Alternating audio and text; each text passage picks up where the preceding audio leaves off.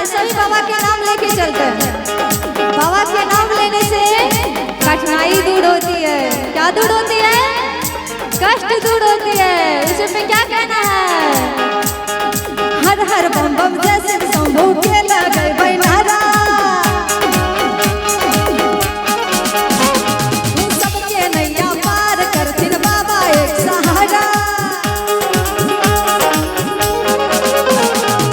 हर हर बम बम जैसे शंभू के लगे बैनारा, सबके नैया पार करथिन बाबा एक सहारा।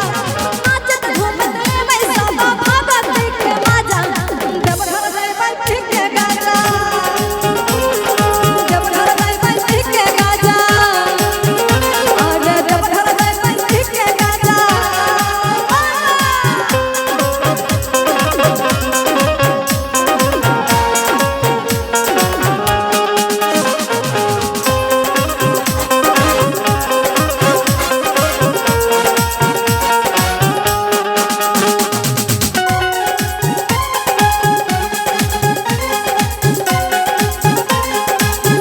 और क्या कहना है? अच्छा देश घर जा रहे हैं, क्या सुनाई देता है? रास्ते में क्या सुनाई देता है? बोल बम। इसी पे क्या कहना है? भीड़ लगल छै देवा घर के सागर डगरिया, सावन के महीना खिलल बोल बम के लहरिया। भीड़ लगल छै देवा घर के सागर डगरिया, सावन के महीना खिलल बोल बम के लहरिया। और बाबा के नगर से जितने भी आते हैं कुछ ना कुछ मांगने के लिए जरूर आते हैं, कुछ ना कुछ जरूर मांगने के लिए आते हैं। और सुनते हैं पूरा भी होते हैं, ऐसा नहीं है कि नहीं होते हैं, सभी के पूरा आते हैं। यहाँ पे जितने भी आए हैं भगवान सभी को कुछ ना कुछ जरूर देते हैं और उसी में खुश रहना है।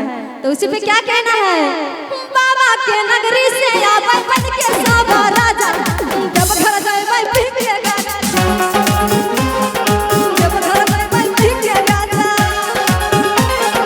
जब घर जाए पी के गाजा। कामर सा जाए जानो ढल लेके डीजे बाजा, जब घर जाए पी के गाजा, जब घर जाए पी के गाजा, जब घर जाए पी के गाजा, जब घर जाए पी के गाजा, जब घर जाए पी के गाजा, जब घर जाए पी के गाजा, जब घर जाए पी के गाजा। बोले शंकर भगवान की, गौरा मैया की, कार्तिक गणपति बबुआ की।